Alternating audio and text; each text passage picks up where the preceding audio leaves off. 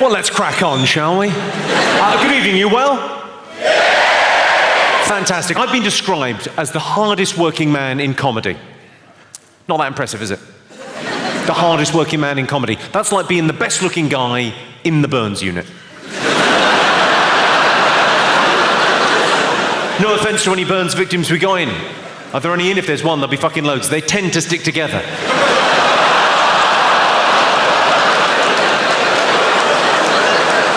And we're off. Someone came up to me outside and went, "I thought you'd be younger." I said, "I was." I'm 40 years of age, but girls still check me out. I wouldn't mind, but they're so bloody obvious about it, pointing and whispering. Stranger danger. Every night after the show, I have attractive women banging on my dressing room door, and sometimes I let them out. Are there any comedy groupies in here this evening? Any gag hags? Any chuckle fuckers? The only reason I ask is if any girls come up to me after the show looking for sex, I'm going to have to disappoint you. I mean, we can have sex. Just it will be quite disappointing. I wouldn't lie to you, it'd be like throwing a sausage up an alleyway.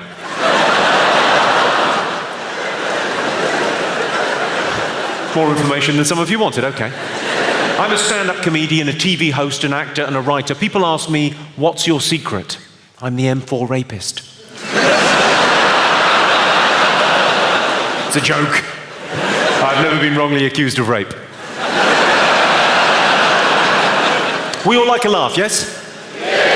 That's the one thing we've all got in common in this room. We all like a laugh. It's a very British thing, I think, to come out of an evening with the express intention of just having a laugh. Here's a great fact about this country. The average person in Great Britain laughs out loud 10 times a day. Not everyone, obviously. If you work in a hospice or with learning disabled adults, it could be 10 times that. Sky's the limit.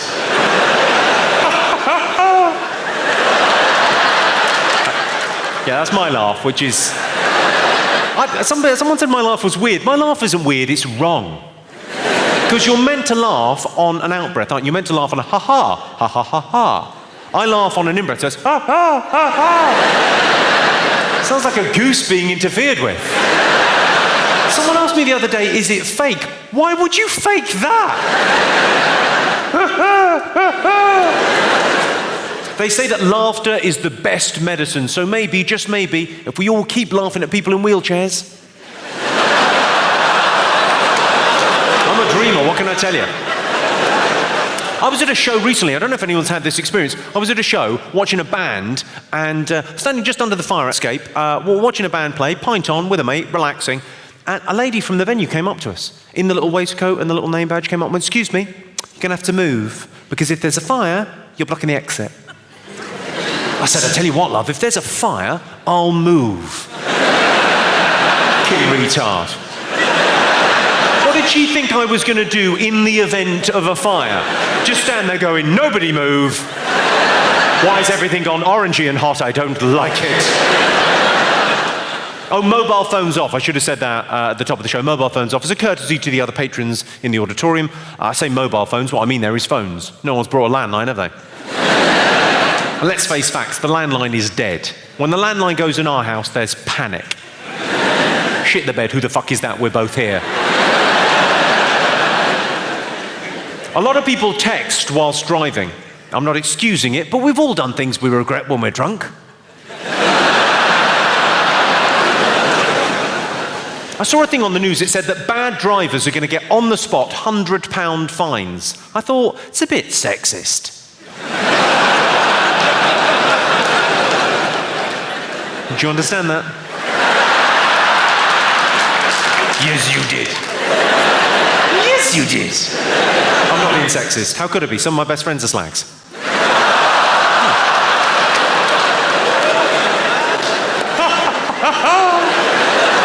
Is this sexist? You can be the judge on this. Sorry for being rude, but do you think chat-up lines are sexist? No, they're not. They're fun, right? I know they're cheesy, but they're meant to be cheesy. That is their charm. What's that one? I like that one. Get your coat. It's cold in the boot of my car. I don't know if this ever happened to any of you. I was checking into a hotel recently. It's about 1 o'clock in the morning after a gig up in Manchester. Walked into the reception area, and the guy recognised me and went, "Oh, Mr. Carr, We put you in a disabled room. I said, right, what's the difference between a normal room and a disabled room? And he said, the disabled room's got a walk-in shower. It's taking the fucking piss, isn't it? I've got a question for you, ladies and gentlemen. Does anyone in this room believe in the supernatural? Ghosts and spirits and the like? Yeah. Quite a lot of you. It's actually easy to tell if your house is haunted. It isn't. Grow up. That's me being cynical, but that's this job. Being a stand-up comedian, I think, makes you a bit of a cynic. Has anyone in here actually seen a ghost? Well, go on, what did you see, madam? Tell us the story. And there was no one there. Go on, what did you see? I'm not, I make you nervous. You've seen the undead. And I make you nervous.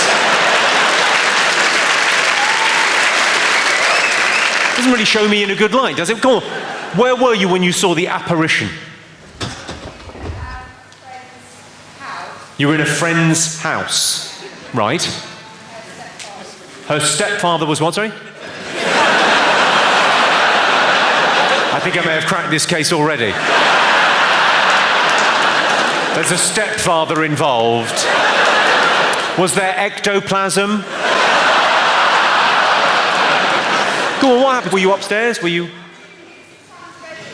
You were in his son's bedroom? Of course you were, love. Go on.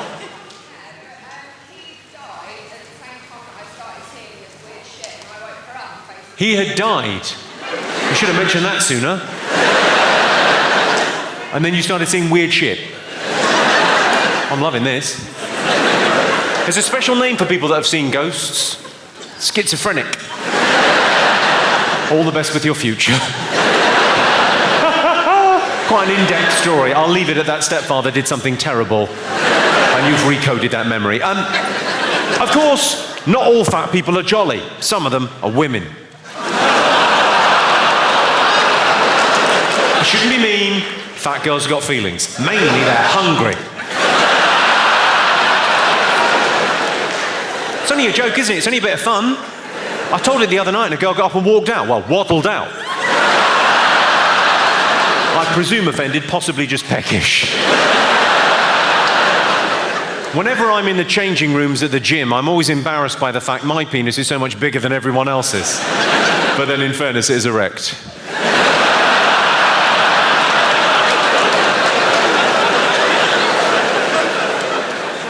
Islamic fundamentalist sex dolls. Do they blow themselves up? In Palestinian passports under occupation, do they just put Israel? That joke is only there to test where the Guardian readers are sitting. No further questions, back to the knob gags. I do talk about sex a lot in my show. I talk about sex all the time on stage. And a friend called me on it recently. Came to see the gig and he went, you talk about sex all the time. Are you obsessed? I said, well, I'm not obsessed. But sex is the great universal topic for comedy. It's still quite taboo to talk about it openly in public. Everyone's interested, everyone cranes forward, and there's a lot of tension around sex. And where you find that kind of tension, that's also a great place to find laughter. So sex is a great topic for comedy. But it's difficult to stand in front of you good people and talk about sex without sounding crude. So to try and mitigate that, to try and alleviate that, this evening, if I refer to a vagina at any point, I'll be calling it a twinkle cave. As in, Sodera was licking out a twinkle cave while she deep-throated my tummy banana. It's nice to be nice, isn't it? I saw a woman wearing a top, it said super dry on the front. I said, have you thought about lubricants or HRT? Maybe a little bit of Aussie charm? Are you familiar with the term Aussie charm? Just means...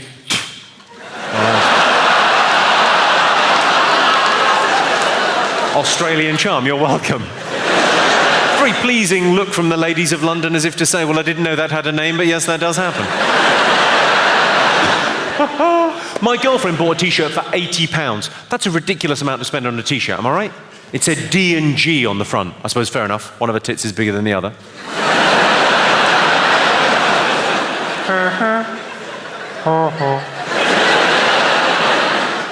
I thought my girlfriend was a slag when she told me I was her 30-second lover, and then I realised she was talking about time.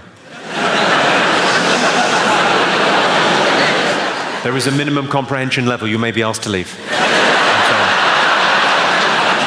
My ideal woman would be a single mum, once I'd finished with her. It's a joke. I'd pay for the abortion. Ah, got you again. I fucking wouldn't. I stopped buying women's magazines. About 6 months ago, I stopped buying women's magazines because it feels like there's nothing in there for me. I might as well be buying a magazine about yachts. There's just nothing in there for me. Why would I buy anything where the only time I ever see anybody who looks a bit like me is underneath the word before?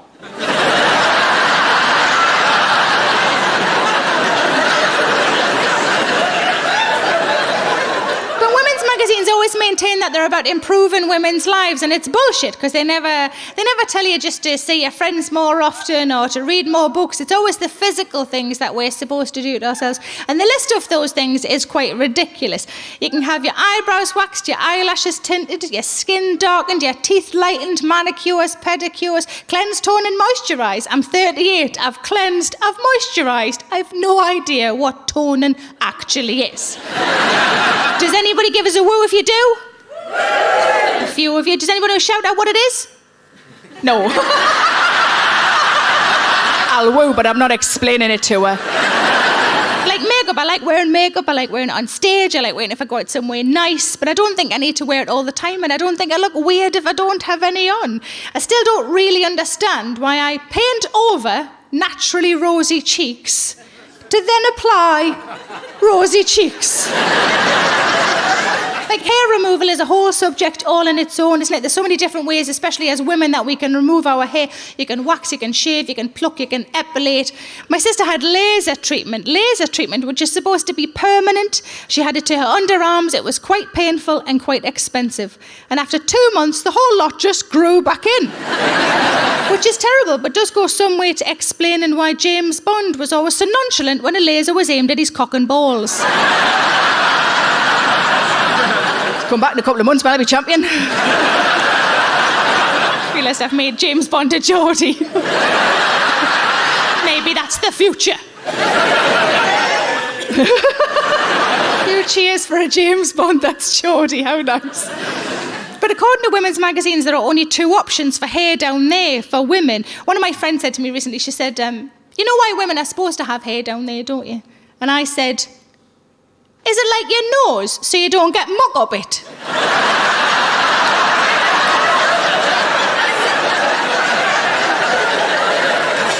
And she said, no.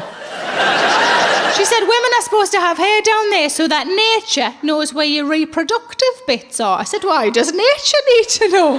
Surely as long as me fella's got a rough idea. Why do all the deers and the rabbits need to know? Well, maybe the rabbits.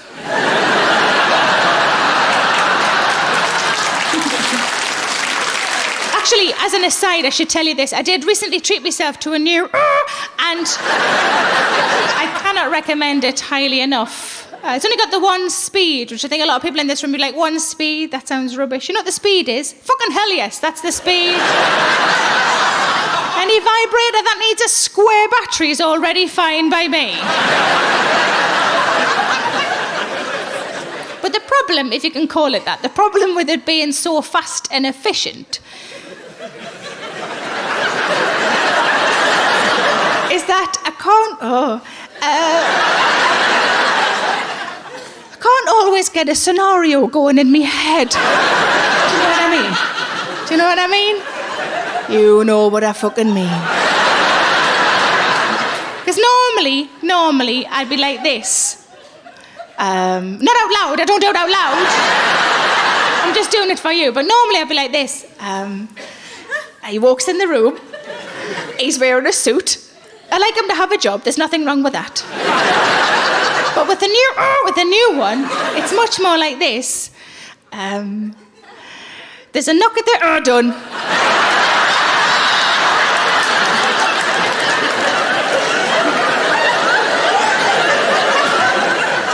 what it is? What it actually is an electric toothbrush with a special end. Just feel the need to share it with you. The information. I didn't bring it with us. Just work it along the aisles, girls. But even though it's a toothbrush, I don't use it as a toothbrush because I'm nervous in case I get the ends mixed up. And accidentally take all the plaque off me nunny.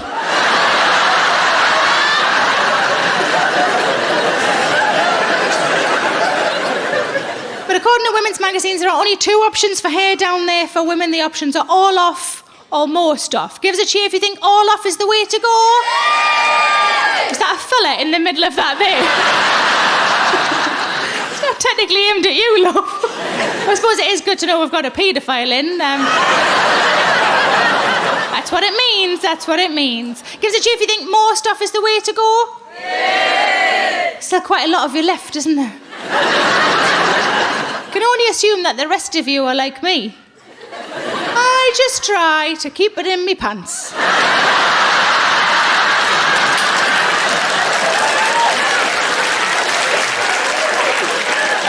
Even if sometimes that involves tucking it in.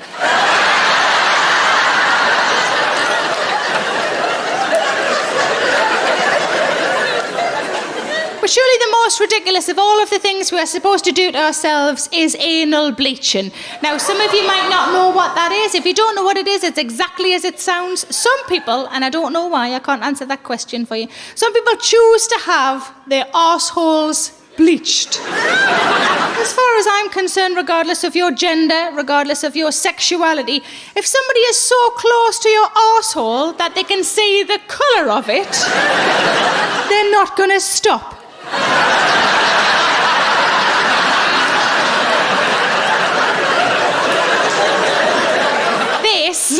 This is never going to happen. Smack! Smack!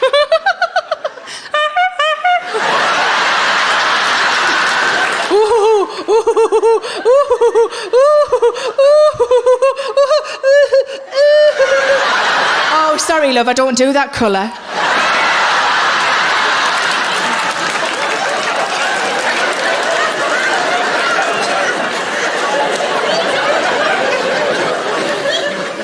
It's warm now, isn't it? I'm telling these rather bawdy jokes, but I'm actually quite a sensitive kind of guy, quite metrosexual. I remember the first time I got together with my girlfriend 12 years ago now, first time we had sex, first time we hooked up, I cried. I don't know whether it was the physical act or the emotion of it or the pepper spray, but I teared up.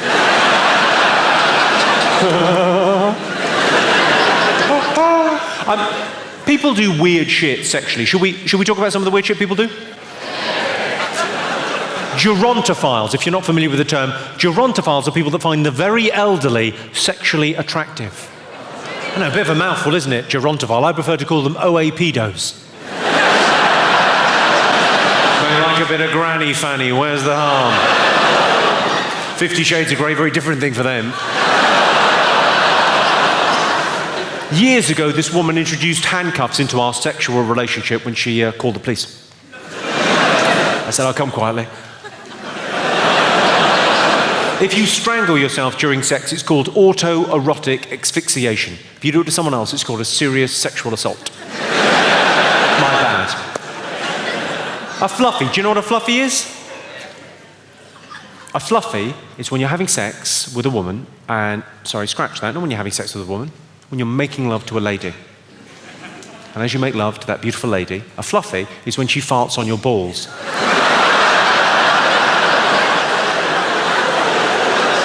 Couple of quick things. Firstly, really?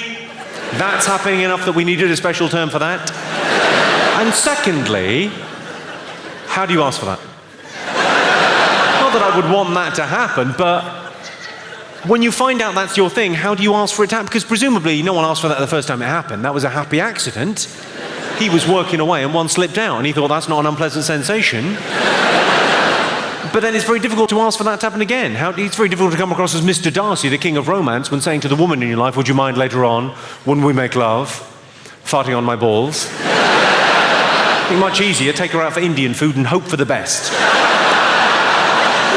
Has anyone in here ever walked in on people having sex? Yes. What did you walk in on, sir? Your parents. What kind of special hug was Mummy doing with Daddy? What did you actually see when you walked in? Awful things. What was your dad up to? I mean, his balls, presumably, but... Did you get an eyeful? Sorry, obviously not like that. That'd be awful. You'd have to think that was premeditated. If you walked in and he was, oh, this is going to be brilliant. You saw your parents, because I presume you followed the classic etiquette of walking in on people having sex, which you walk in, I see, off. And in your case, straight to therapy. Has anyone else walked in on people having sex? Yeah. Go on, what you walking on, sir?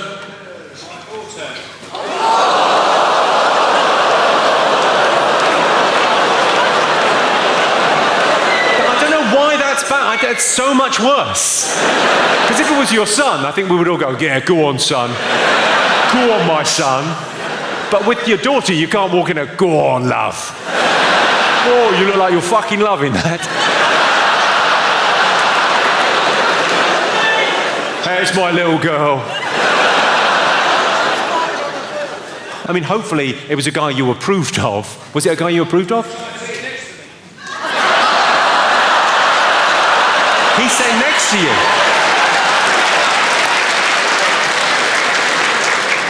I hope you obeyed the etiquette. You walk in, you walk out straight away. There's certain things that people do sexually, though, that could not be a response. Are we all familiar with the rusty trombone? This is sexual practice whereby a lady is kissing a guy's arse. I don't mean that metaphorically. I mean that in a far more literal and rimmy type sense. And as that's going on, she's also administering a hand job. So there's this movement and the pursed lips. Well, you can see how they got to rusty trombone. I've got no problem with the name per se. My question is, if you walked in on people doing that, what would your response be?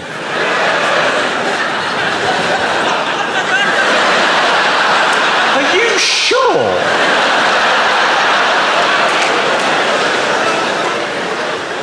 Got a question for the ladies.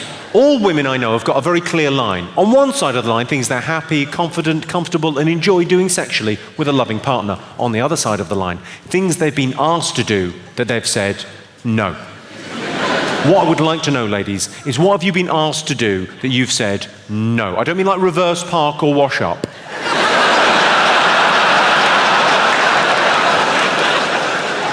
Where do you draw the line is really what I'm asking. What have you been asked to do that you said no? You look confused. Did you not realise you could turn shit down? No idea. You're just hearing now. You draw the line at anal. What, sorry? Yeah, totally. But on his birthday, yeah? Man up, lady. That's where you draw the line. Okay, any advance on that? Any other weirder things? A threesome. What kind of threesome was it, madam? Was it two guys and you, or a proper one? Go on, what kind of threesome was it? Two women? I think that, on the surface, that sounds misogynistic, doesn't it? He's gone, oh, I need two women to satisfy me because I'm such a man. I don't think that's what it's about. I think he was thinking of you. He was thinking, wouldn't it be lovely if after lovemaking she had someone to talk to? Thinking of you. Loves you. Any others? Any advance on this? Egging. What, sorry? I'm not sure if I'm mishearing or you can't talk. It's tough. Go on, what are you saying? Pegging. Pegging. The fuck is pegging? Isn't that just running? What's pegging? Where she gets a dildo on and does you up the arse.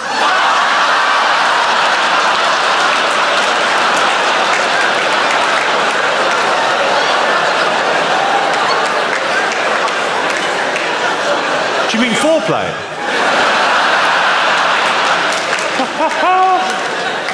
and she wouldn't do that, sir.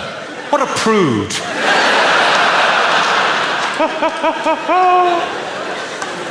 Any? Blumkey. Blumkey. What's a blumkey? It's when you give a guy a blowjob while he's having shit.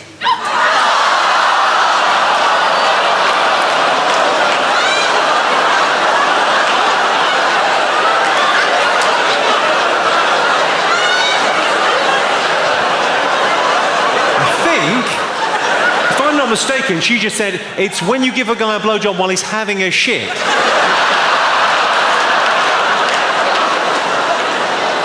And sorry, madam, a guy asked you to do that. You know what, though? I admire that guy. Because that's what made this country great. That's what made civilization great. Daring to dream. There's an optimistic man. Oh, I'm having a shit. I've had loads of shit. It's pretty boring. What about... this whole area is free. It's all going on back here.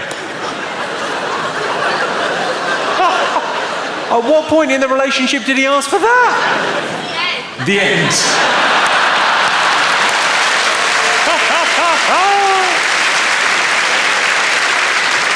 Not a bad way to end a relationship. Things aren't going well, you're not getting on. I'll see if she'll suck me off while I'm having a shit. Because if she says yes, I think she loves you. Any other weirdness? The reason I've asked that question a few times now is because it's my favourite bit of the show, because I know that there are women out there who are currently having pressure applied to their legs by the men in their lives. There are men out there going, I just wanted to fucking try it, shut up.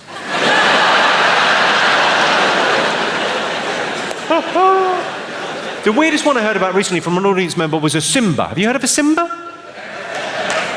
You know what a Simba? A Simba is from The Lion King, I believe. It's when you're with a beautiful lady, you're making sweet love to her, and you finish on her chest. Fine. A little bit disrespectful, some might think, but fine. And you take Simba.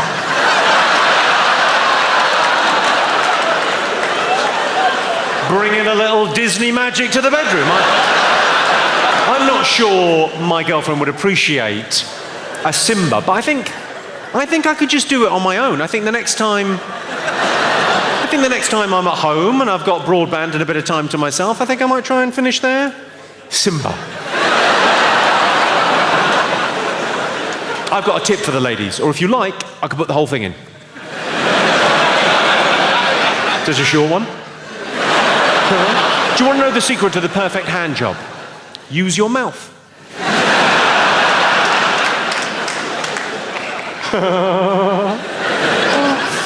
I left my last girlfriend because she got really fat. I'm pregnant, there's always an excuse. Breastfeeding in public, does that annoy anyone else? Annoys me, the baby's head gets in the way, you can't see a fucking thing, can you? Now, no one likes having their parenting technique criticised, but would you agree with me that 7 is too old to be in a pram? Would you agree with that? Yeah. Would you have said anything? Because I said as much. It's a wheelchair, is it?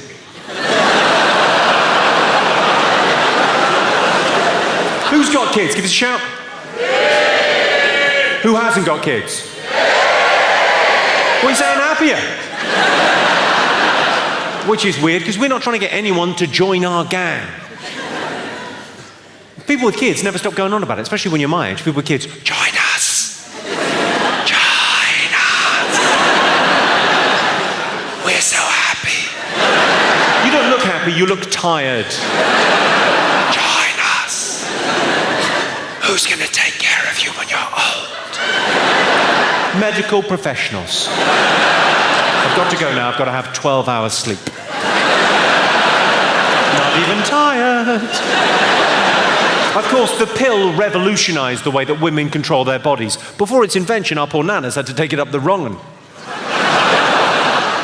Or face falling down the stairs. In a hot bath, drunk on gin with a coat hanger chaser.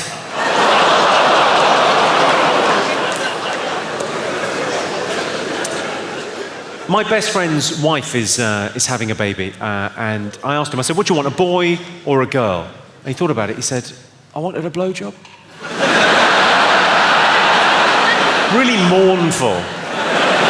I like getting a blowjob off the missus. I don't know if you get this. I don't know if you get a blowjob off my missus, but the thing I like about oral sex from my partner, I think the thing most men enjoy about oral sex from our partners, not anything sexual, ladies, it's the peace and quiet.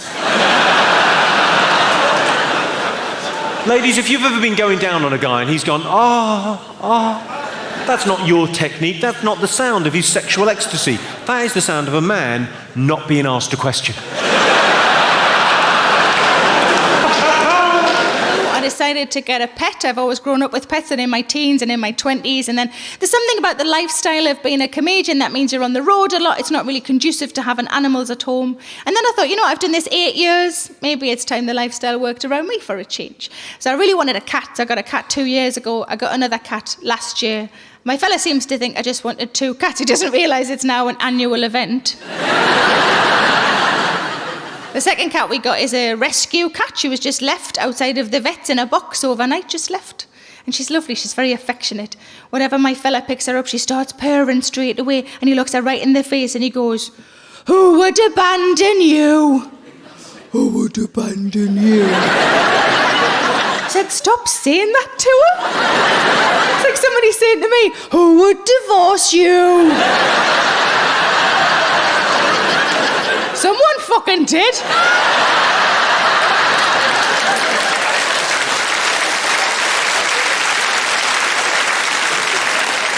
But I do worry that I tell people a bit too soon in any conversation that I've got cats. I've got cats, it's too soon, it's too soon. I've got cats, that's lovely, and your account number is... And that's because they're not too bad at the minute, but I've often got big scratches on my arms, and I don't want anybody to ever misconstrue what those scratches are. I don't want anybody to ever leave my company going, "She seemed really happy, but did you see her arms?" When truth be told, it's because I cuddle them too tight and the fuckers fight back. But the first cat we got 2 years ago, a little ginger kitten, he's called Chief Brody, named after the police chief in Jaws. I was still living in the flat at the time, and I thought I'll let him have a wander around, get his bearings, have a bit of a sniff, a bit of an investigate. And he went round the back of the sofa, and I was quite surprised because I'd lived there for 6 years and I'd never been round the back of the sofa. And the Hoover certainly fucking hadn't.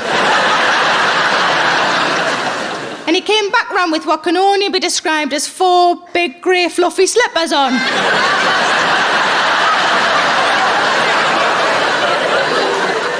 So I sent him back round to finish the job. I don't know if you've ever tried to litter train a cat. It's normally quite straightforward. Whenever they look like they're about to do something, you pick them up and you plonk them in the litter tray, you hope for the best. But Chief Brody took a wild cotton on, kept having it Laxton's, poor bugger. And at one point, my fella and I were standing over the litter tray, just looking at each other going, is there anything we could be doing to help him that we're not already doing? And my fella, because he's so lovely, he looked down at the litter tray and he went, "Do you want me to do a shit in it to start him off?" No, I really don't. It would be end to end. And the cat would be like, "Who the fuck lives here? Aslan?"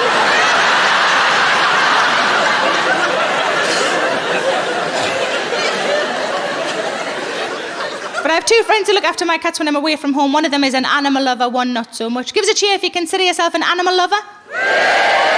Give us a cheer if you're not really bothered. It's totally fine, isn't it? It's totally fine. My friend who is the animal lover, she looks after them because she loves them. My friend who isn't the animal lover, she looks after them because she loves me. It's very sweet. So the friend who is the animal lover, when she looks after them, she'll take a photograph of them to send to me, and underneath the photograph, it'll say, "Hiya, Mum." Because they call me Mum, it's not weird, fuck off. And I know that we're close, because whenever I see them, they always need a shit. I say, "Hiya, Mum, we miss you, we'll see you soon," and it settles me. Wherever I am in the country or the world, it settles me because I know that they're safe and that they're happy. My friend who isn't the animal lover takes a picture just the same, but underneath her picture it'll say, "Here is the photograph you requested." They are still alive, I will check again tomorrow. But they are house cats, they don't go outside. They will go outside at some point, but I'm sort of nervous. I'm nervous for their safety, but also I'm a little bit worried about what they might bring back in with them. I know this is a thing that cats do. Have we got cat owners in tonight? Yeah. Quite a few of you. Now I know that whatever they bring in, be it a mouse or a bird, if it's still alive, I'm to try and catch it and put it back in the garden, and if it's dead, I'm to put it in the outside bin. That's fine. But what I don't know is what I'm supposed to do if whatever they bring in is still a little bit twitchy. Has this happened to any of you? Yeah. Oh, nearly all of you. This is horrible. Let's get some suggestions what you think I should do. Let's start at the top. So anybody in the top section got a suggestion what I should do with a half-dead animal? Shout out. Put a bucket over it. Put a bucket over it. Have you done that, love? Yes. Yes. What animal was it? A bird and a mouse and a rat. A bird and a mouse and a rat at the same time? Like a tiny little rubbish zoo. So are these all separate occasions? Separate. Yes, and so you put the bucket over it until... The husband came home. Oh, until your husband came home. We've got a feminist in, girls. And then what did he do? Luckily they all died. Luckily, they'd all died. That is the best sentence I've heard in ages. We should all start adding that on to the end of all of our stories. Luckily, they all died. Good answer, lady upstairs. Anybody in the next section down got a suggestion what I should do with a half-dead animal? Hit it with a spade. Hit it with a spade. He didn't even have to think of that, did he? Just hit it with a spade. Hit it with... have you done that, love? Yes. Yes. Was it definitely an animal? Haven't got a couple of ex-wives in your garden or anything? Anybody else in that section? CPR. Oh, the rest of you feel like such shits now. CPR. Have you done that? Yes. Yes. What animal was it, love? Cat. It was a cat. Either option 1, she has not understood the question. Option 2, her cat brought in another cat. I'm going to go with option 2 because that feels awesome to me. Anybody in the next section down got a suggestion what I should do with a half-dead animal? Give it back to us so we can finish it off. Give it back to the cat. So we can finish it off. And when you say finish it off, all right, sorry, you mean eat it. Okay, sorry, I wasn't.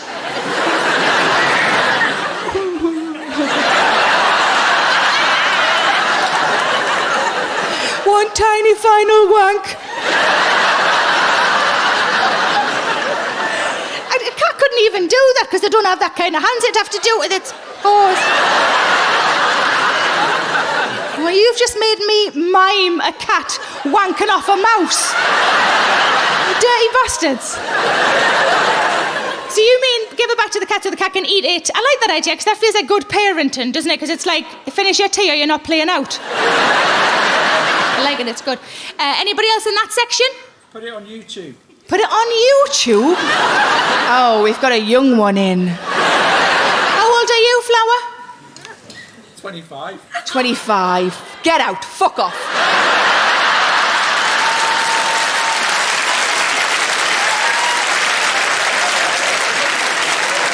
Look around you, love. You don't belong.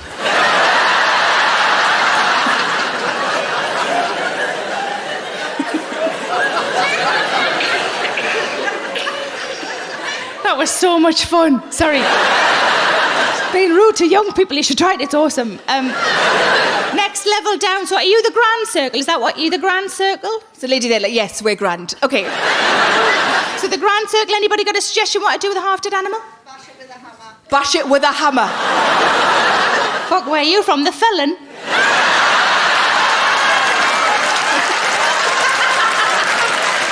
I love that there's a lady cheering that I've just implied that she's from the Felon because you're clearly from the Felon. Yeah! We bash things with hammers.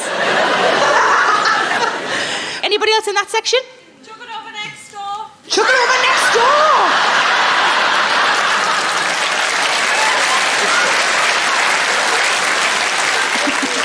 Anything that stops you having to talk to your neighbours.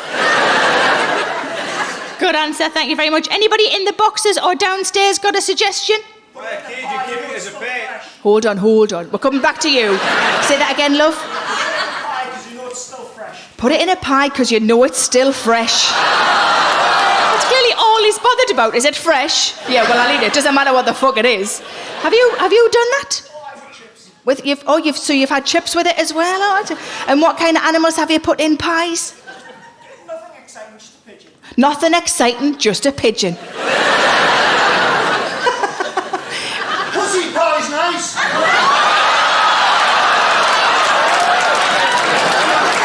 Wowzers. You actually went there, didn't you? He's doing that with his arm as well, like he's a fucking winner. Something tells me by how mortified your girlfriend is that you're not going to get any of that for a while.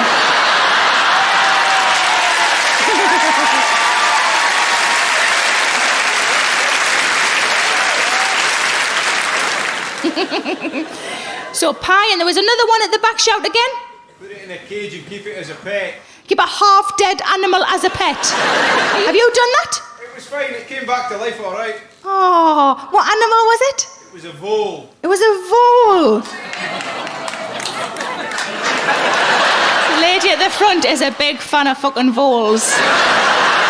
Finally, somebody mentions voles. How long have I fucking been here? Nearly half an hour. Nobody's done any vole jokes yet. And how long did it live?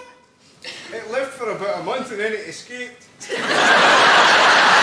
know why it escaped? Because it's a fucking wild animal. It didn't escape, it went home. Anybody else downstairs? Give it to the dog to chew on. Give it to the dog to chew on. So I've got to get a dog now. What do I do with the stuff the dog brings in? Give it to your horse. Fucking hell. This is going to get out of hand. See, I asked this question when I was working in Australia last year, and I would occasionally shit myself. I'd slightly forget I was in Australia. And when people would say things like lizards, I would think, fucking lizards? I didn't know this might happen. Tiny dinosaurs, because that's what they are. One lady said, my cat brings in half-dead lizards. And I said, what do you do? She said, I take them to the vet, and then after a week I go back and check up on them. I said, well, what happens when you go back and check up on them? She said, well, the vet always says, I managed to revive them, and I've released them back into the wild. And I thought, oh, bless your cotton socks for fucking believing that, love. They must see her coming, mustn't they? Oh, fuck, it's lizard woman again. With a bag of half lizards. Expecting us to match them all up. Brenda, look, that doesn't go. The pattern's different. Can you see? Try that one. No, but I've seen that one somewhere before. Another lady said that her cat brought in a half-dead parrot. I said, what did you do with a half-dead parrot? She said, I just put my fingers over its nostrils for a while. Which is all very well until the parrot realises it has a mouth. Fuck, that was close. That was close. Then one really serious lady, very straight-faced, she said, Drowned it. I said, what did you drown? She said, It was a frog. I love the idea of a frog going, oh no, don't put us in the water. I hate the water. That's my natural habitat, just a fucking idiot. Oh no. But my sister said, are you going to bury all of the animals your cat's bringing in the garden? And I said, no, because it's the first time I've had a garden as an adult. I'm not about to turn it into a pet cemetery. Then I thought about it, and there is a plus side to this. Think of how many magnums I'd have to eat for all of the little lolly stick crosses. Have we got any teachers in this evening? Is there show any teachers? Oh, loads of teachers in. You work bloody hard, don't you, teachers? Half the year, 5 hours a day. I'm not knocking it. I could never do what you people do for a living. Not because it's difficult, I wouldn't pass a CRB check. I've actually got a bit of a soft spot for teachers. I used to go out with a teacher and she was lovely. But if ever I wanted sex, she always insisted to put my hand up first.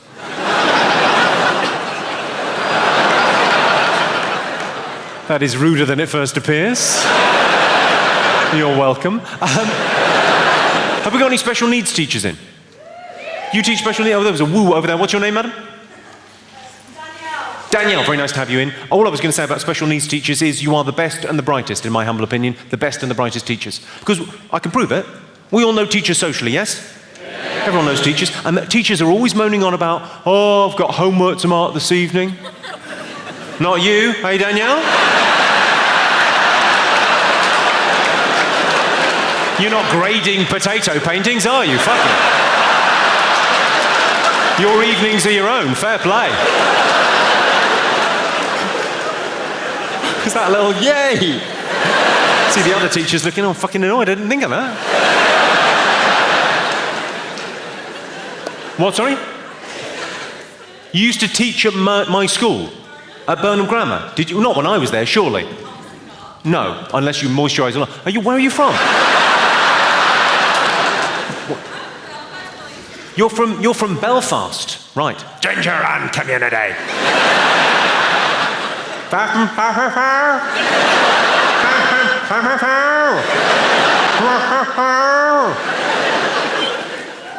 I was just saying what you said to me back.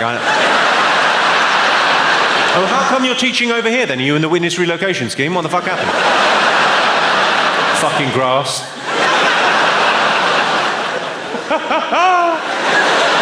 What do you teach? What subject? What, sorry? English? You can barely fucking pronounce.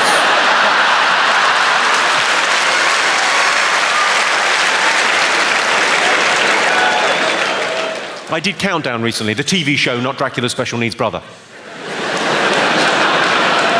One for the staff room. And I got asked when I did Countdown, I got asked by every man that I know, everyone asked me, how fit is that Rachel Riley off of Countdown? How attractive is she when you meet her? And it wasn't like a rhetorical question, they wanted me to answer. And I thought, well, I should be able to say how attractive a work colleague and a friend is without sounding misogynistic, without being sexist, shouldn't I? You be the judge. Rachel Riley, let me put it this way. I would crawl over broken glass to suck the cock of the last man that fucked her.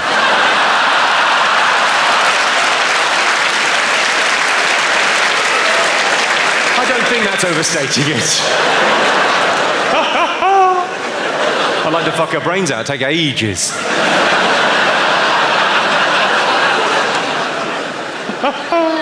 Now, I should warn you there will be some audience participation this evening. Apologies. And the only reason I mention it explicitly is because sometimes when I ask someone a direct question, they get a bit flustered. I think it's because they're used to seeing me on TV, so then when I ask them a direct question, they get a bit, what the fuck is going on? I didn't press the red button, it's gone all fucking interactive. I got a guy wonderfully flustered the other day, front and centre where you're sitting there, and out of nowhere I went, are you married or single? He went, single. And the girl next to him went, he isn't. How could you fuck that up? There was a lovely little pause and he went, I think I might be single now. Oh, well, look, who's seen me live before? Give us a shout. Yeah. Well, you'll know every year my friend Chris does illustrations for me for jokes that I write that I think are a bit esoteric, that require a visual element to be fully enjoyed. Would you like to see them? Yeah. Well, good, otherwise he'd be fucking gutted and we'd be having some quiet time, which would be shit. Right, well, I'll show you some. Obviously, we'll kick off with some thoughts and ideas that I've had recently. Right, so, if you like looking at flowers but you can't be arsed with gardening, simply run down a kid outside your house.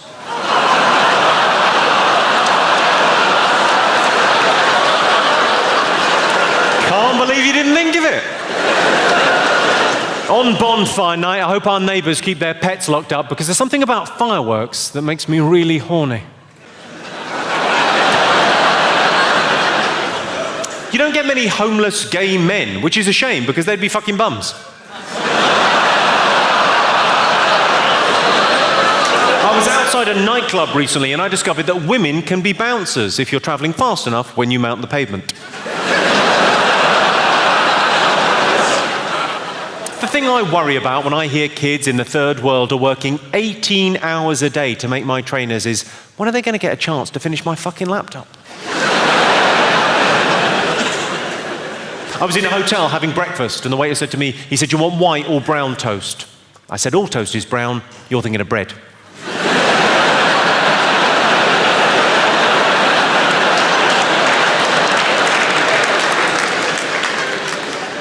At any one time, a bowl of nuts on a bar will have 17 different types of urine on them. And that's why they're called peanuts.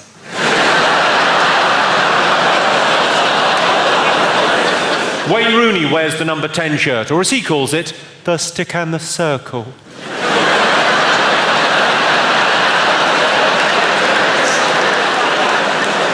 All the celebrities get plastic surgery these days. Colleen Rooney's just had some work done on her arsehole. He's had hair transplant. My friend reckons football violence and aggressive behaviour are triggered by primitive tribal rivalries, which are projected onto opposing teams and then expressed through exaggerated displays of loyalty. But he's a lying gooner twat, so he can suck my fucking cock. All that groaning and grunting in women's tennis, it reminds me of sex, in that I'm watching it happen on screen whilst masturbating.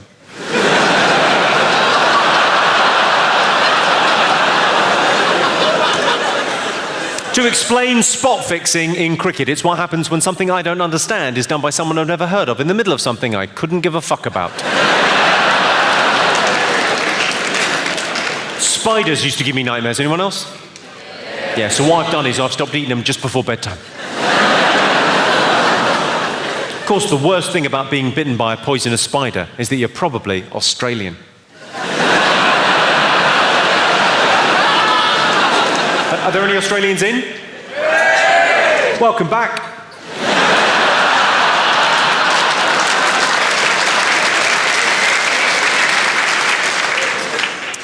I don't like zoos. I prefer to see lions, tigers, elephants and bears in their natural environment. The circus. Is anyone here afraid of clowns? You're afraid of clowns, sir? There's actually a special name for people that are afraid of clowns. Mummy's little benders.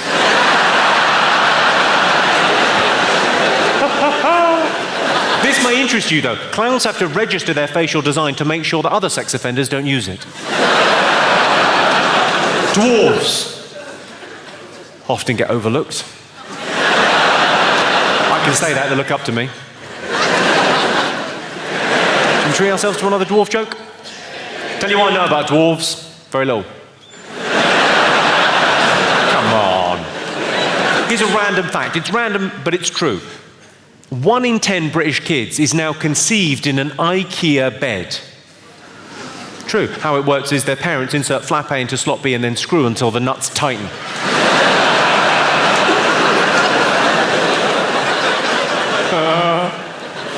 In 2009, Nadia Suleiman of California gave birth to octuplets, 2 daughters and 6 sons, earning her the nickname Octomum, although she's also known as Giganto-Snatch. Those babies were walking before she was.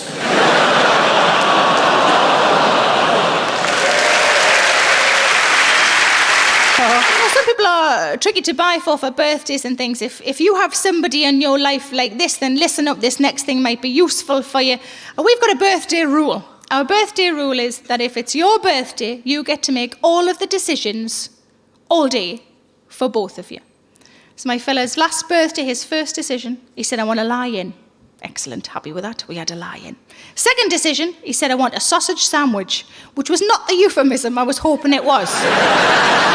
I was all like, should I be the bread? Oh, you're putting the grill on. Okay. Third decision, he wanted to go to Warwick Castle. Now, I'm sure some of you may well have been to Warwick Castle. I'm sure the castle part of it is an absolute delight. We didn't get to do that bit. The only bit he wanted to do was the dungeon. He likes reading horror stories. He likes watching horror films. I don't like any of that sort of thing. I don't like being scared. I'm not a massive fan of the dark, if I'm brutally honest. I'm a bit of a wuss. And I thought this whole experience is going to be horrible for me. But birthday rules, we have to go. So we go to Warwick Castle, and at the door to the dungeon is a man. And the man has fake blood on his face and hands and is dressed in some sort of costume. And being a little claustrophobic as I am, I thought this is about to include 2 of the things I hate the most.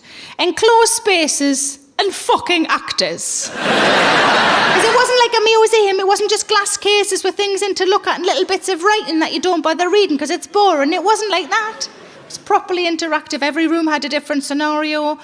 There were volunteers required throughout, and there was always a chance that somebody was going to jump out and frighten the living shit out of you.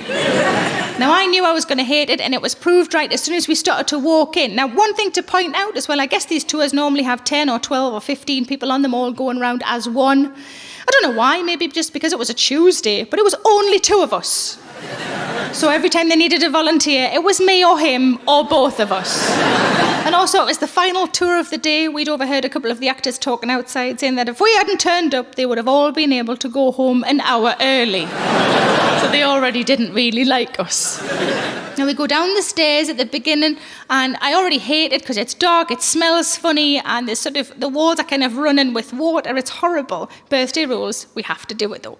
Now, we go into the first room. The first room is quite well lit. It's not too bad. It's a courtroom, and there's a man playing a judge, and just me and my fella. We are both tried. I was tried for being a witch. Rude. And he was tried for weighing in a well. Apt. We are both sentenced to death, which I thought was a little harsh. But I thought, if it's all like this is going to be okay. Now, how wrong you can be. You go into the next room. The next room is completely pitch black. So dark you can't see your hand in front of your face. And it's also completely silent. Now, I'd been linked into my fella holding on for dear life. Somebody came up behind us who we couldn't see and just unravelled us and separated us. Put him over the other side of the room. So I couldn't see him. I couldn't touch him. But every now and again, I could hear him say, "You're going to be all right. You're going to be all right." Because he knew the state I was getting myself into, already starting to shake quite a bit. Now, they left us in the darkness and the silence for about a minute, and then a bright white light flashed, and an old lady screamed in my face. I don't know which bit of history that's supposed to represent, but it felt very much like Christmas with me nana.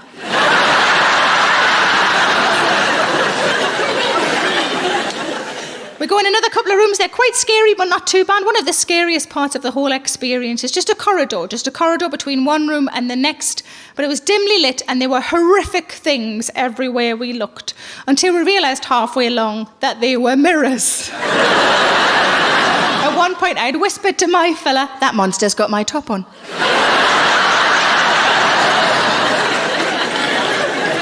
We go in the final room. The final room is a hospital room. There is a bed with a body on it, and the body I've already clocked is a dummy, so it doesn't mean it can't move, but at least it's not going to jump out at me. And a man walks in and addresses us both. And he says, "I'm not the doctor." So I went, "Okay." Then he went, "The doctor died of the plague." Ah. Then he went, "I'm the cook." And I thought, "Ooh, snacks." Apparently not. He said, "I'm the cook and I'm replacing the doctor because I'm the only other one who knows about anatomy." So I just went, "Promotion, well done." And he walked forward and he stood just in front of me. And he was so close to me, I could feel his breath on my face. And he looked at me and he said, "You don't look very well." And I crumpled. "I've just got a bit of a cold." And then he said, "I think you need some treatment." "I'm taking day nurse, and I've got some tunes in my handbag. Why don't you do it to him? It's his birthday." And then he said, "I think you need an operation." "Happy birthday to you, you shit!" He took me by the hand, he sat me on a seat, and he pulled around us both a very thin, white muslin curtain. We are within the curtain. My fella is on the outside of the curtain. We are now the show. My fella is the only audience member. This whole fucking thing is just for him. The cook pulls out a knife, this sort of size, maybe like a dagger, and he shows it round the front of the curtain so my fella can see it really clearly. He brings it back round again, and he presses a button on the chair behind me, which is the sound effect of a woman screaming. Pulls out another knife, maybe like a machete, this sort of size, and again he shows it round the front of the curtain so my fella can see it. Brings it back round again, presses another button of a woman screaming. Now, by this stage, I am physically shaking from head to toe. My palms are sweaty, and I feel quite sick.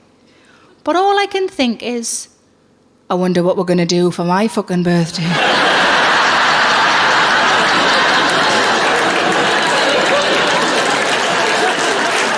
Because my birthday is after his, my birthday no longer becomes about what I actually might want to do, but about what he will fucking hate.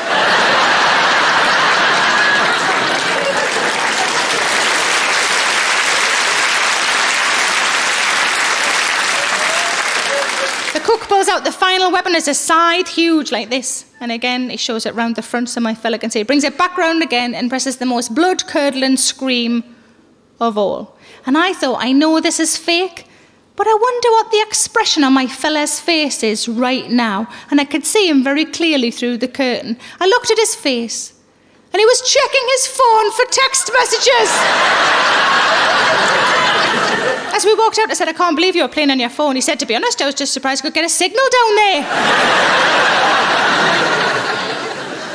We got in the car to go home. I said, you know what we're going to do for my birthday? He said, no, I don't. What are we going to do for your birthday? I said, you know what we're going to do for my birthday? He said, I don't. What are we going to do for your birthday?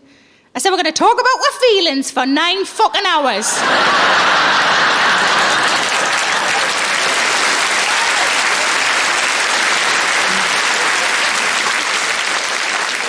As it happens, that's not what we did. My birthday rolled around a month later, and all I really wanted to do was wander around John Lewis. It's me happy place.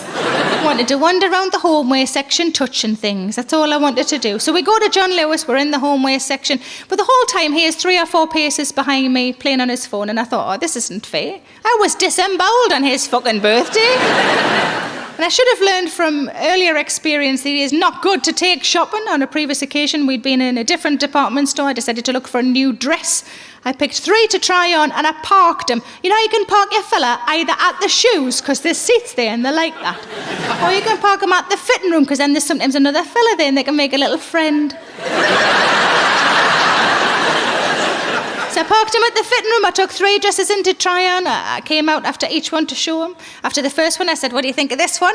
And he went, it's all right. Keep pumping out compliments like that and we'll not get this big head back in the fucking car.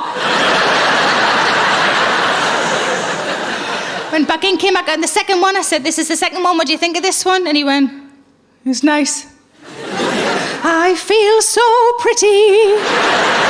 And back in came back on the third one. I said, this is the best one. This is my favourite one. I've saved the best to last. What do you think of this one? And he went, yeah, you could wear that one outside. What did you think the other 2 were? Fucking 90s? So I should have learned from that experience, but I had not learned from that experience. We're now in John Lewis, in the homeway section, on my birthday, and he is 3 or 4 paces behind me, playing on his phone like a petulant teenager. And I turned around and I said, oh, this isn't on. He said, what's the matter with you? I said, no, this is my birthday. You need to pay attention. You need to be interested in things. You need to be present. And he said, sorry, love, and he put his phone in his pocket. He said, what are we looking at? Show us what we're looking at. And I said, I've been looking at the duvet covers, and I found one that I liked. It was nice and bright and flowery. I said, I like this one. What do you think of that one? And he looked at it and he went, that's horrible. And I thought, well, I did ask for your opinion, I suppose. Maybe you should get your fucking phone out again. I said, I like it. What's horrible about it? And he looked at it again and he went, it's loud, it's gaudy, it's for children. And he must have seen my face just drop, because this is not what my birthday was supposed to be. And he wanted to fix it, because he is a lovely man after all. And he was so convinced that the next thing he said was going to make everything okay. He just went, it's very you though, love. It's a great feeling when you get a woman you've been chasing for miles. I've known thousands of women in the biblical sense, and by biblical sense I mean made-up women that don't really exist.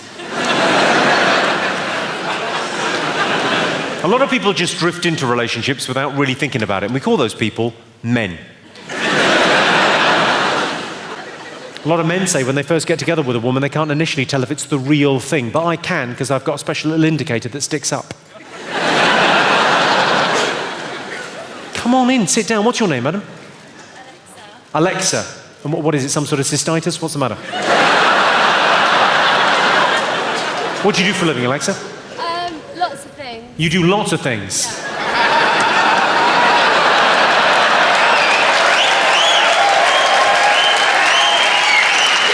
Yes, I think I've seen a card advertising your services. Are you new in town? Go on, don't let me guess. So, I'm an aspiring presenter. You're an aspiring presenter. Yeah. Ooh. Well, I'll say to you what I say to all aspiring presenters that I meet. I'll have an Americano, please.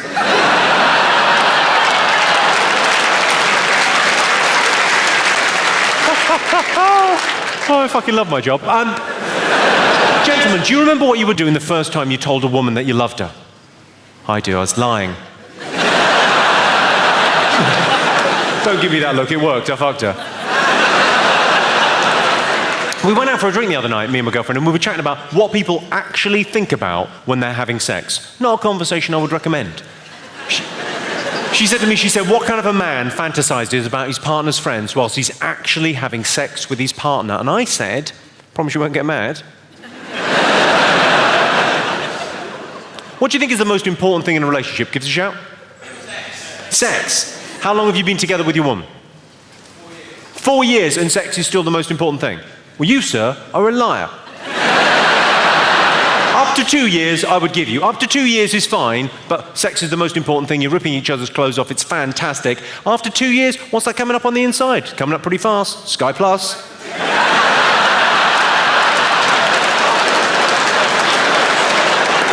Any other thoughts? Most important thing in a relationship? Trust. A lot of ladies saying trust. Any other? Cricket. Cooking. Cooking's the most important thing. Are you the guy from Quantum Leap? Have you just got here from 1970? Cooking's the most important thing in a relationship. Have you ever become engaged by awarding someone a bread maker by any chance? Not the weirdest answer. The weirdest answer I had recently. I said, what's the most important thing in a relationship? And the bloke went, consent.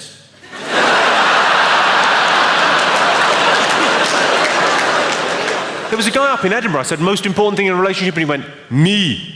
A terrified looking woman next to him going, any other thoughts? Lubricant. Well, if you run out. Any other? What, sorry? A puncture repair kit.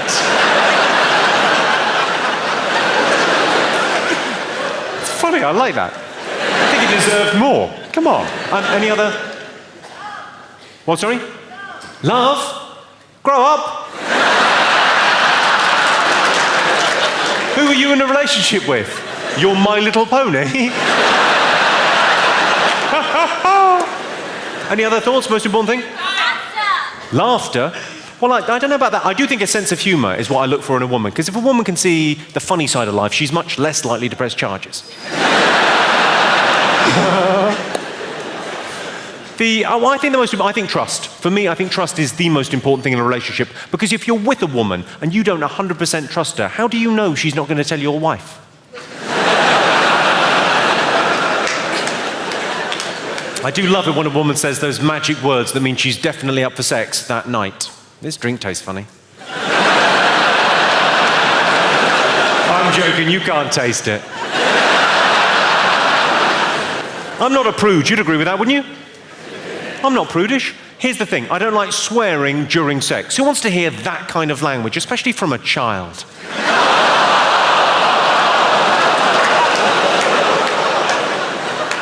Oh, the look you gave me there.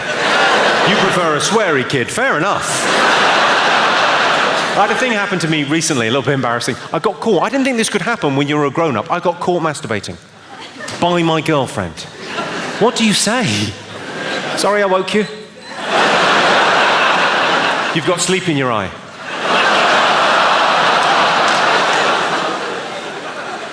I don't know about you, but I don't like celebrities that are only famous because of who their parents are. Like Callum Best and Peaches Geldof and Jesus. I heard a reporter on Sky News say at least one person killed in suicide bomb attack. Yeah, obviously. That is the bare minimum you need to qualify. It was something about burning a copy of the Quran in Afghanistan. I was watching it thinking, I would never burn a copy of the Quran because I've got a Kindle.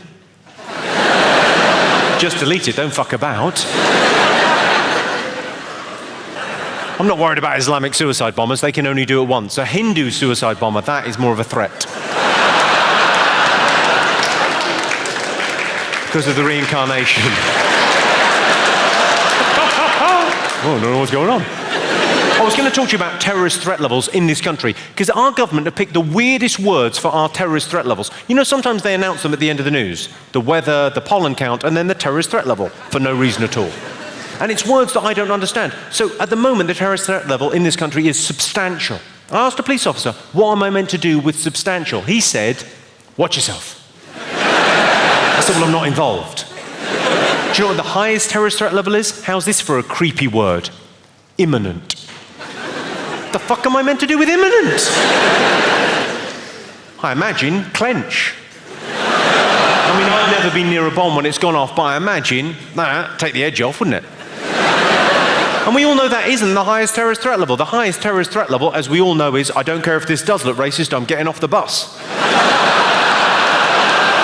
That is a massive rucksack, and he doesn't need to be saying these prayers out loud. I'm fucking doing one. Where middle-class guilt is overtaken by fear, you know you're in trouble. Of course, with these jokes, I could face the wrath of Islam, which I've always thought sounds like a shit pub. Where are we going? Wrath of Islam. Oh, for fuck's sake. There's no booze, there's no fruit machine, there's no pork scratchings. Yeah, but women can get stoned.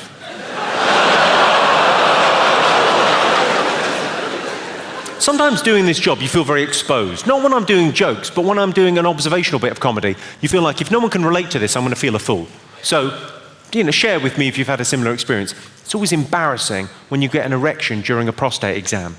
And they realise, hang on, you're not a real doctor.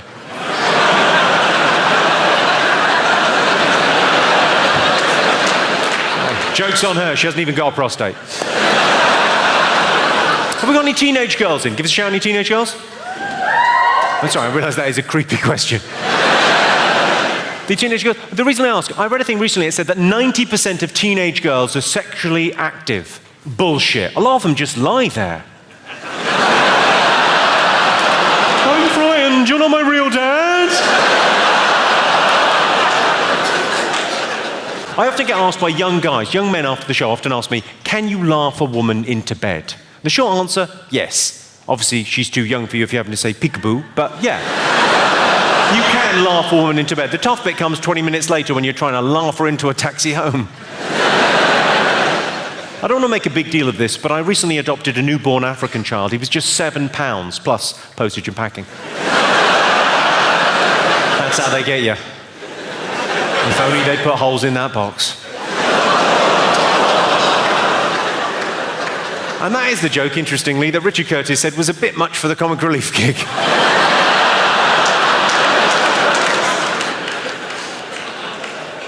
Have you all been on that first foreign holiday abroad? Like the first foreign holiday you went on without your parents? Everyone been on that holiday?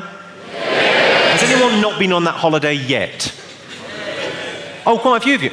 You've got a lot to look forward to. It's an amazing trip. It tends to be all the guys go away together, all the girls go away together, somewhere hot in Europe that's cheap that year. We went away, 5 of us that went all the way through school together. We just got our A-level results, went away for 2 weeks in Faliraki. It was awesome. Sun, sea, sex and sand, that's what we're looking for, that's what we found. It was an amazing, life-affirming, wonderful holiday. Well, in those 2 weeks, I had sex with 12 different people. I'm not bragging, I was gang raped.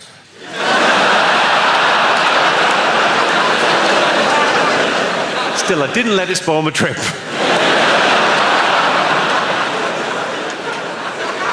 If there's a fight, I let my fist do the talking. Please don't hurt me. I went to a fairly posh single-sex school, but I never really fitted in. I think it's partly because I'm male. Partly because I was 35 when they caught me. My granddad always used to insist on standing up whenever a woman entered the room, which is ultimately what led to him losing his disability living allowance. I was up in North London, I saw a guy in the high street with a guide dog and a white stick. And I went up to him, I went, "You must be blind." He said, "Tell me something I don't know." I said, "There's a tree over there." Don't be a dick about it. You never forget your first, especially if they've got an unusual name. Kayla. There's something I don't understand about a woman's G-spot. I can't quite put my finger on it. I can drive a woman... Well done. That's hit home there, has it? Touched a nerve, so to speak. Not very apt. I can drive a woman wild with my tongue. Would you like me to demonstrate? Okay, pay attention. All the action is happening here, young man. Drive a woman wild with your tongue. Have you put on weight? Anal sex is overrated. It's fucking shit. And it hurts like buggery. I tried it with my girlfriend. She was bored to tears. Is everyone that's going to get it got it? Let's move along. We've been together now for 12 years, me and my girlfriend. So to keep things fresh in the bedroom, we do a little bit of role play. She pretends to be a nurse, and I pretend I'm still attracted to her. That's divided the room, hasn't it? There's people that thought that was funny, and then there are unattractive women. Some girls like to have the lights off for sex to happen. They like all the lights to be out before they have sex. And they've got a name. They're called fugly munters. I've never had a complaint about that joke. I've never had a woman come up to me after the show and gone, "Excuse me, I'm a fugly munter. How do you think I feel? Hungry?" Are there couples in? Give us a shout. I've got a theory about sex in long-term relationships. So the received wisdom is it's men that instigate sex within a long-term relationship. It's the man that says, "Should we go upstairs for a bit of slap and tickle, bit of how's your father, bit of sticky belly?" Whatever you call it in your houses. But it's the man that asks. I think that is misogynistic bullshit. That's like saying the man's got the sex drive and the woman is just passive. I reckon it's about 50-50 in most relationships. The reason you don't notice when women ask for sex is because when women ask for sex, it happens.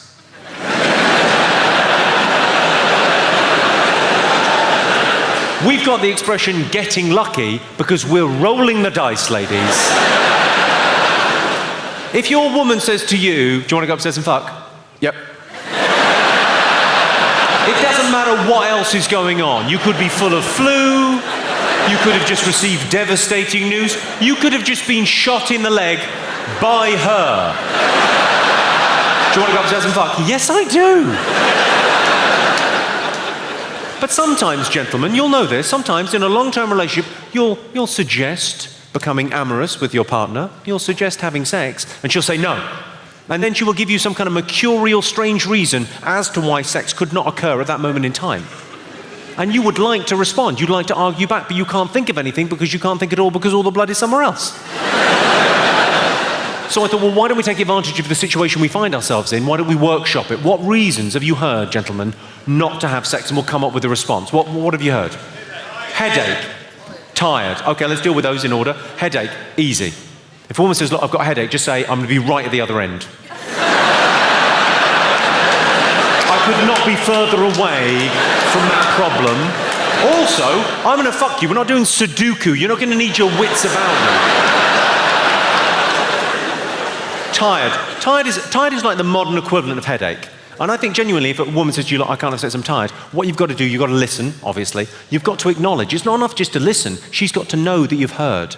And then make a suggestion. That's my advice anyway. Don't demand anything from a woman. Make a suggestion. So if a woman said, "Look, I can't have sex, I'm tired," I'd say, "Of course you're tired. I hear you. You've got the kids, you've got the house, you've got work, you must be exhausted. So why don't you," and it's just a suggestion, "but why don't you do what you normally do and just fucking lie there?" You lazy fucking cow. Any other excuses for not having... Pregnant? She's too young.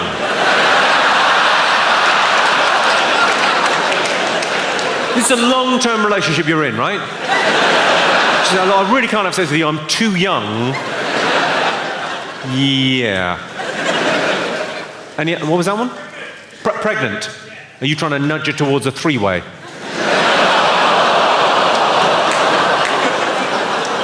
Is that bad? Clearly, yes.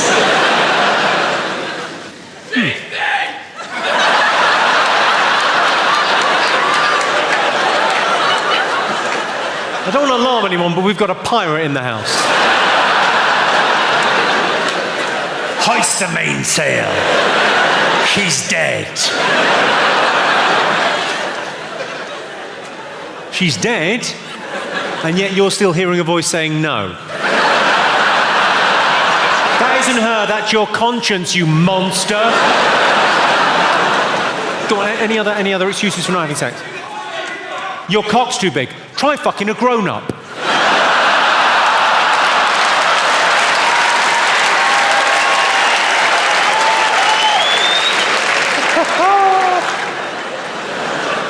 Any other?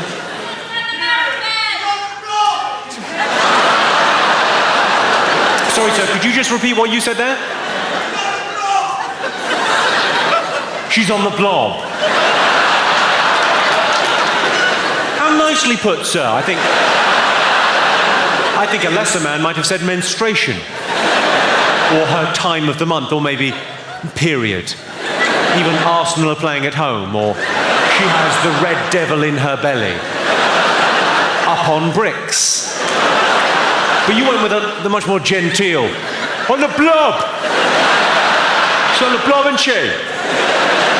I think in all seriousness, if a woman says, look, I can't have sex, I've got my period, I would say, well, your arse isn't bleeding, is it? Yet. Give me a moment to work my magic. The best one I heard recently, someone said, a very nice gig in Cambridge. I said, any reasons for not having sex within a long-term relationship that you've heard from a woman? And a woman went, morning fanny. I said, what? She said, morning fanny. I went, yeah, I heard you, I don't know what that is. It's morning fanny. And she said, you know morning breath? It's that downstairs.